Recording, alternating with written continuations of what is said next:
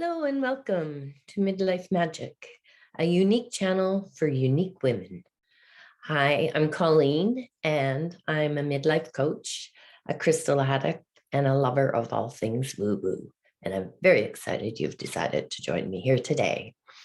To start with, I'd ask that we get grounded. So if you've got your favorite crystal or not, but if you have a crystal, put it between your hands, bring to heart center, and just imagine that you are as solid as that crystal, completely grounded in the here and now. If you prefer, another grounding ritual is to imagine that your legs are like tree roots and they're anchoring into the ground, down, down, down, until you're so strong and grounded that nothing can pull you away. So today's topic is rituals. And what is the definition, so to speak, of a ritual? Well, I looked it up, and specifically, a ritual is a ceremonial act or action, an act or a series of acts that are regularly repeated in a precise manner. That all sounds a little too stuffy. So I want to give you some of my version of a little bit of research that I've done, a little bit of training I've done, and a little bit of improvising I've done on rituals. There's a difference between a daily ritual and a daily routine. So depending on how you approach it is what's going to take it from being mundane to meaningful. So each and every time we decide that we're going to take that routine and make it into a ritual, it forces us to slow down. It's a self-imposed timeout. It takes the very small everyday occurrences and makes them into something awesome or significant. So something as simple as getting up in the morning, you get out of bed, you pour your coffee, you sit down, have 3 gulps, and then you do something else and you do something else. That's a routine. Making that morning cup of coffee a ritual can be something very special. You get up, you get your favorite cup, you can smell the coffee, you pour it with intention, you sit, you feel the cup in your hands, you smell the coffee, you take a sip, you taste it, you savor it. That morning cup of coffee just became a ritual. Rituals help us to be in the moment. They help us to set an intention of what we would like to feel and what we would like to experience in that moment. It gives us a purpose. We can use all of our senses to feel, to smell, to see, to hear, to taste. While we're in that ritual, we can set affirmations.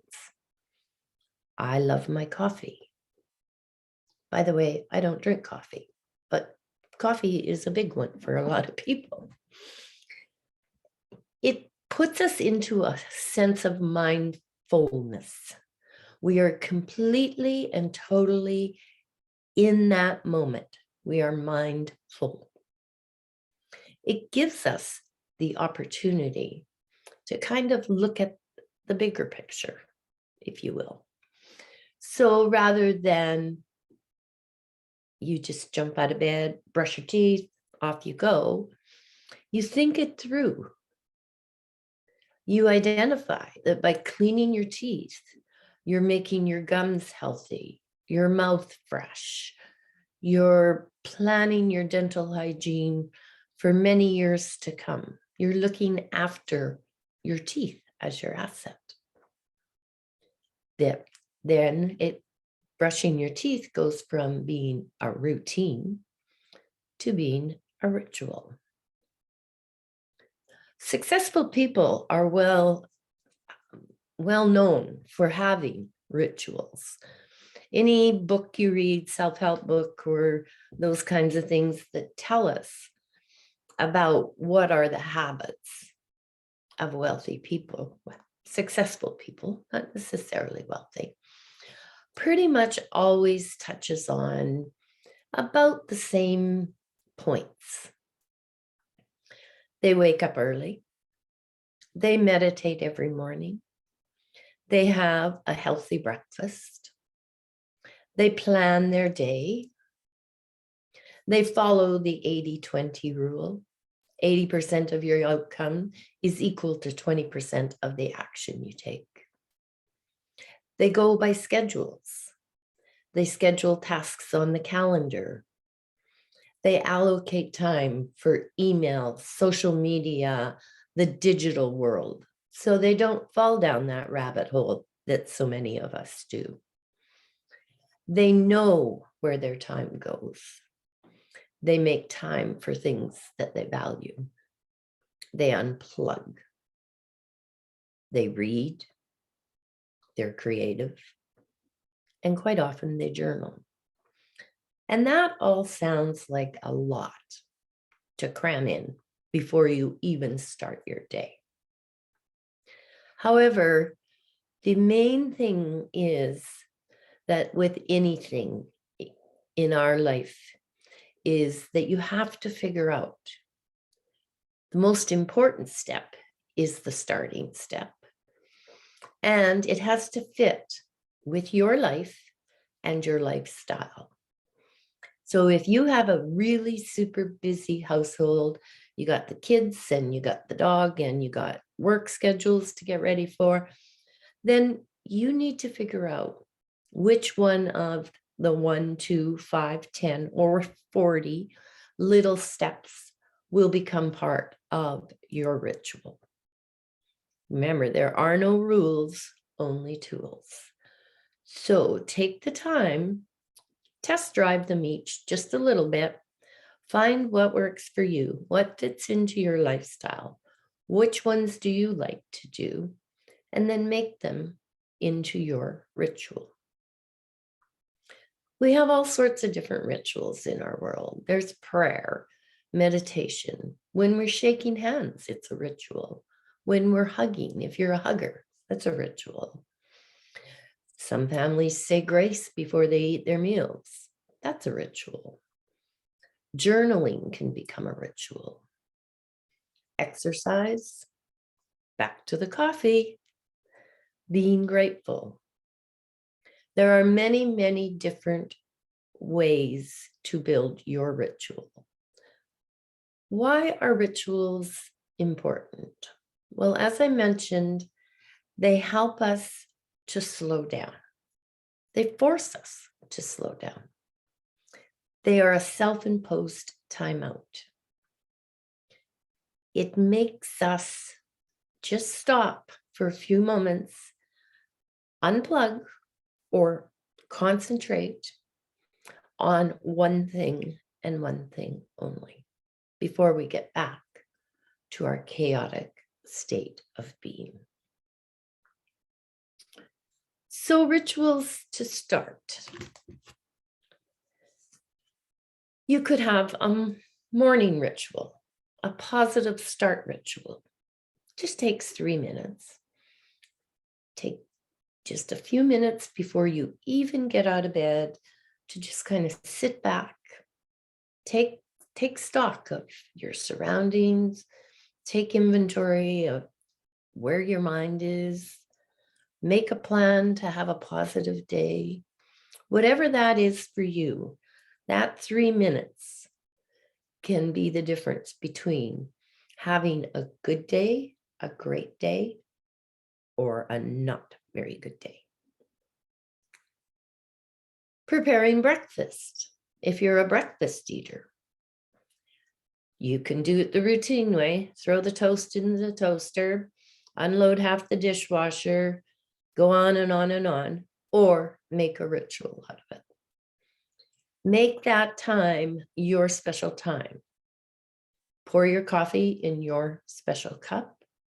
Set the place setting at the table, not standing up at the counter with a piece of paper towel. Not speaking from experience, obviously.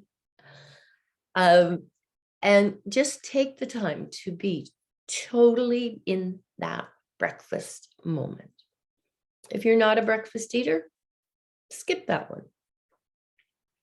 Anytime you're eating, just slow it down. Be mindful.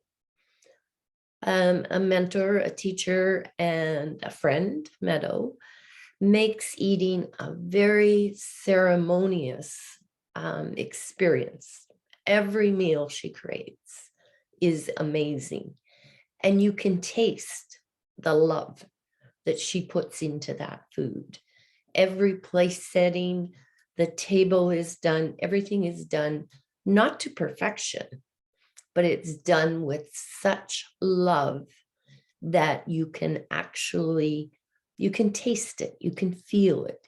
It's a pleasure to sit and eat that meal, whether it's a hamburger or a steak or tofu. Going to work, another routine that we can make into a ritual.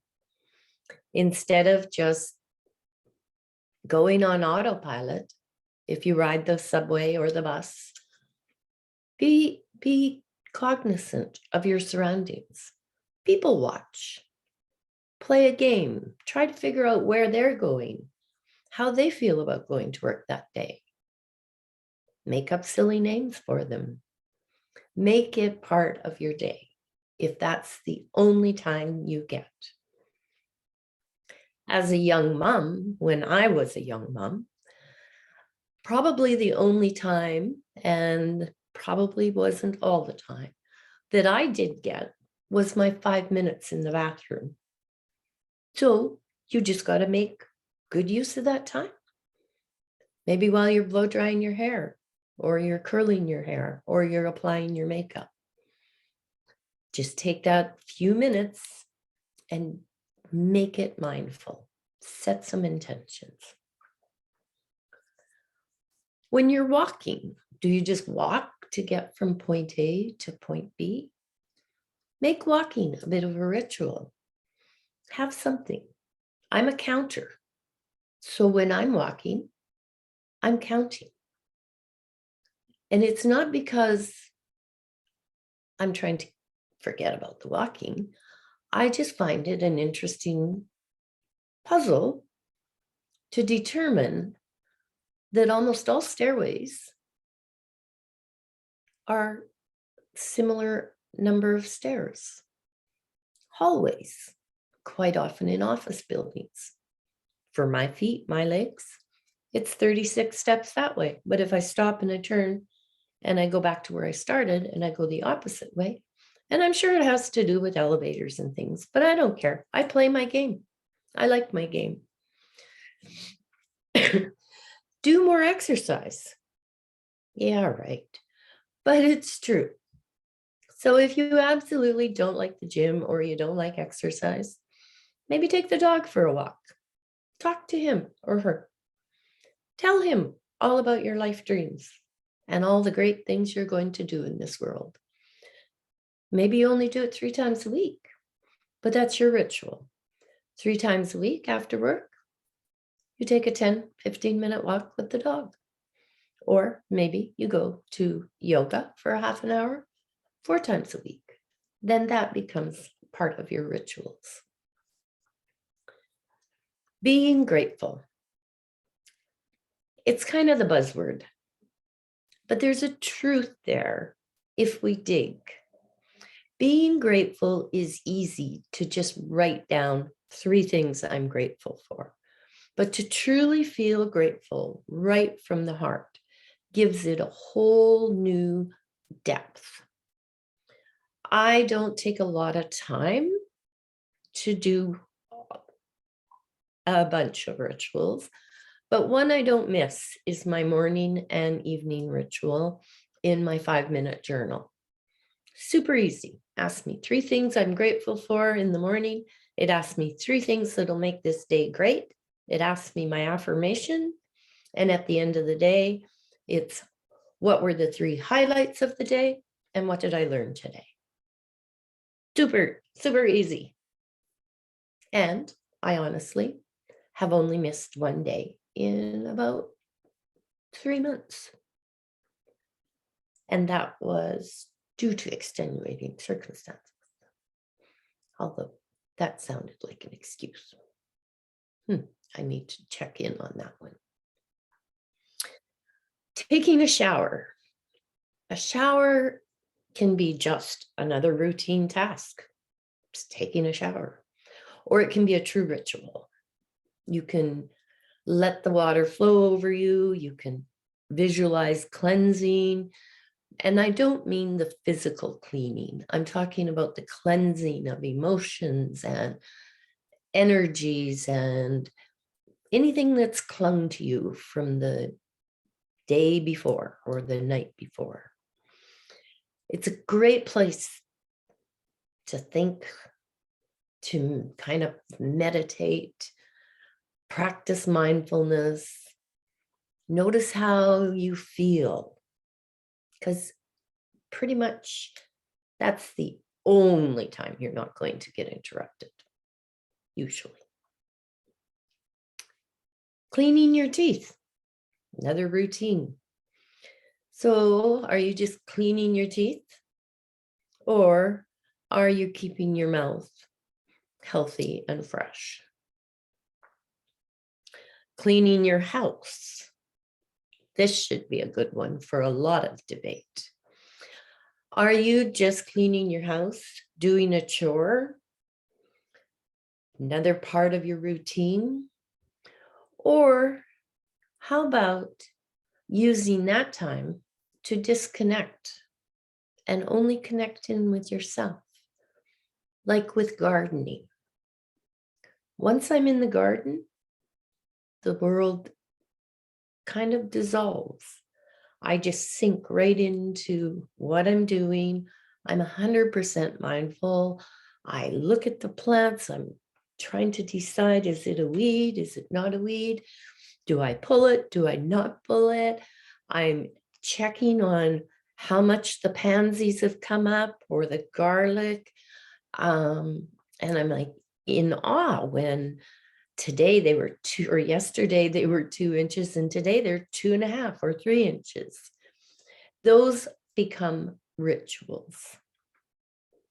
I love, as long as the weather's cooperating, every day when I'm done my work, to get outside and just kind of get into the garden or the flower bed and just putz for a little bit. Crystals.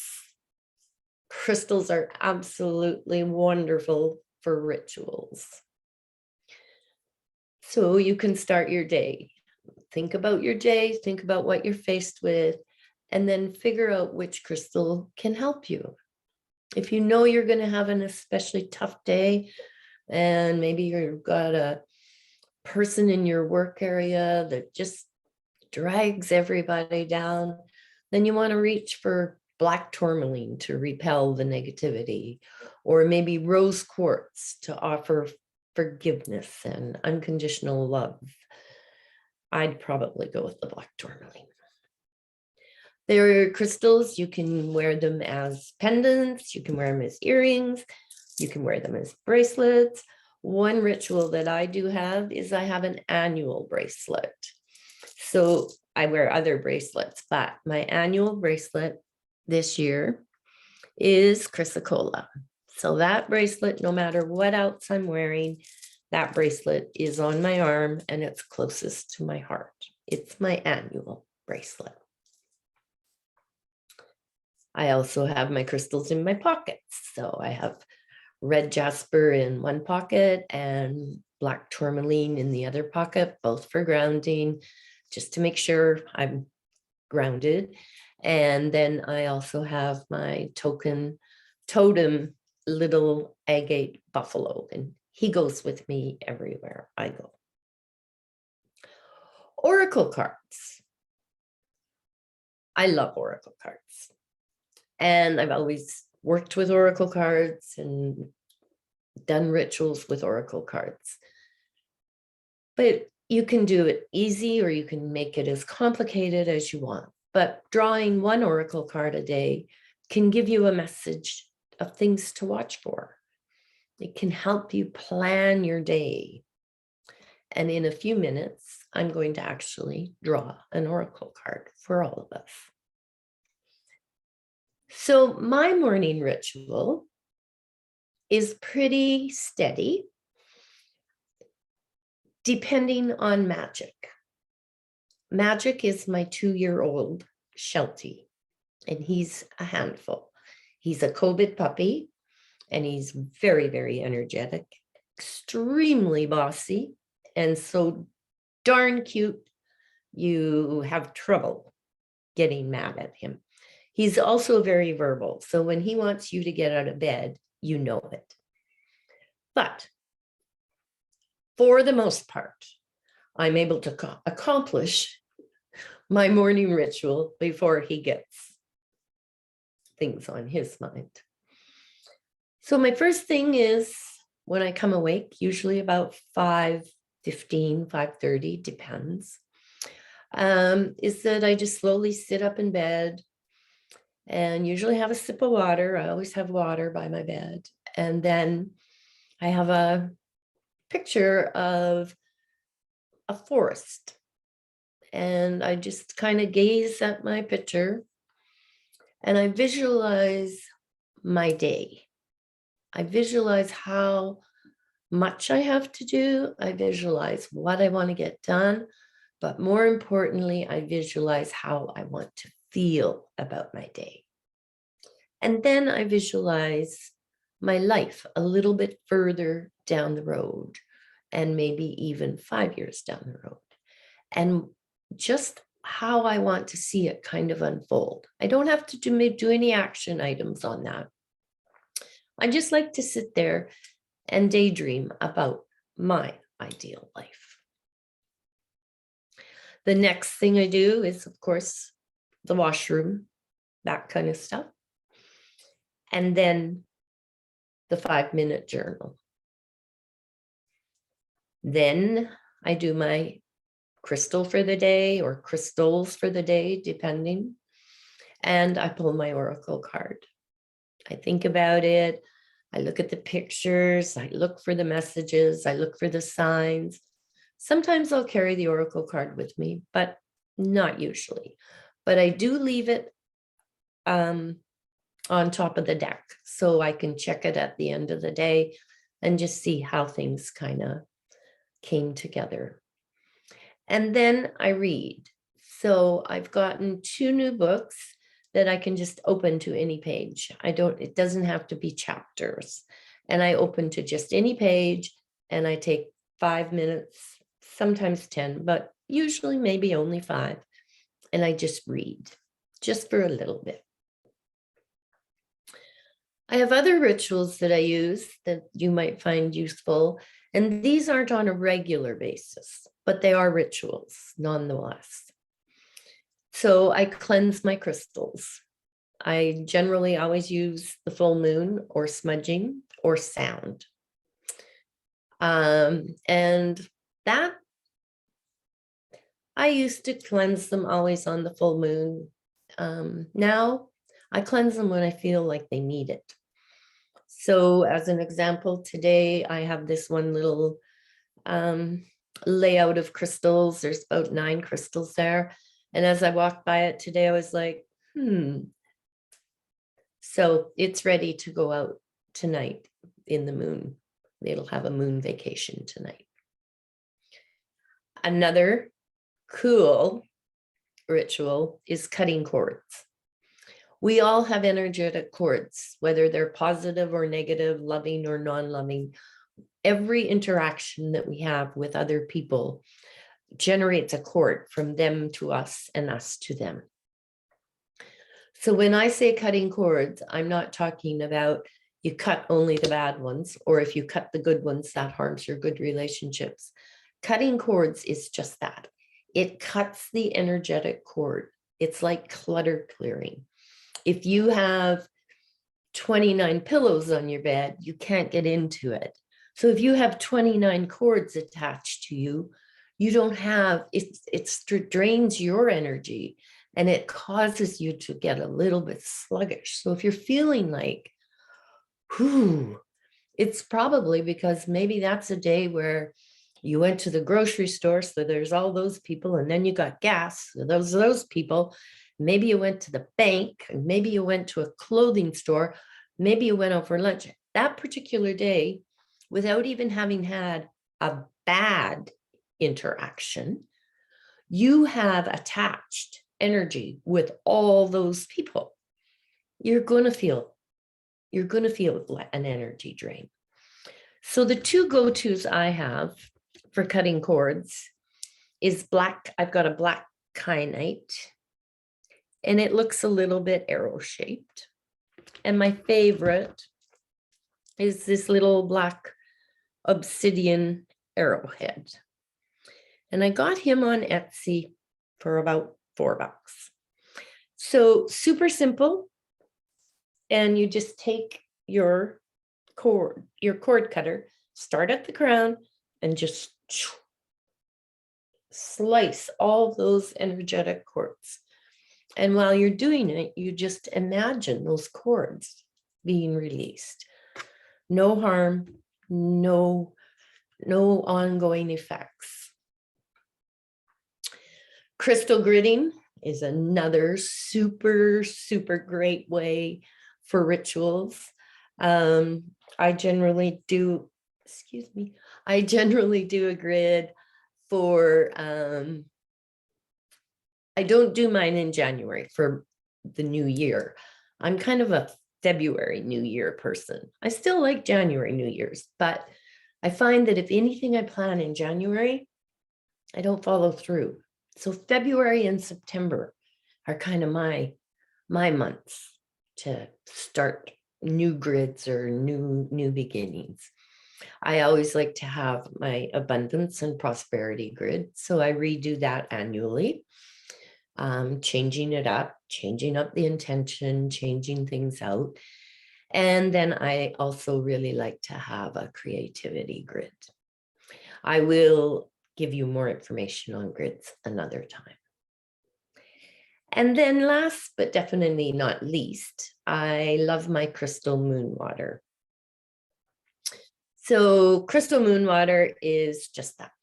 It's a glass of water, and I can either just do it in a glass with a crystal in it, clear quartz crystal, make sure you cover it, put it outside, and just let the moon rays, let the moon energy envelop it. When it's 40 below, I'm not putting my glass of water outside because it's going to freeze. So I use the window seal. And then you can drink that water just as it is. But I find what I do is I use that as my starter water. So much like a sourdough starter for making sourdough bread. So in the morning, I would just take just a very, very little bit of my big jug of water, glass of water, put it in my today glass of water, and then add water to it. And that's my moon charged water. I hope you found some of this interesting and valuable. I would love to hear what you come up with for rituals. If you want to check me out on my Facebook group, it's Crystal Cravings. And just drop us a line, let us know. I respond to all comments and all DMs. And I look forward to seeing you next week. Crystal love, and may the midlife magic continue on. Take care.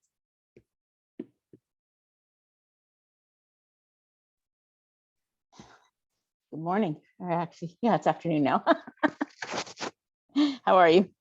I'm good. I can't turn the recording off. What's going on?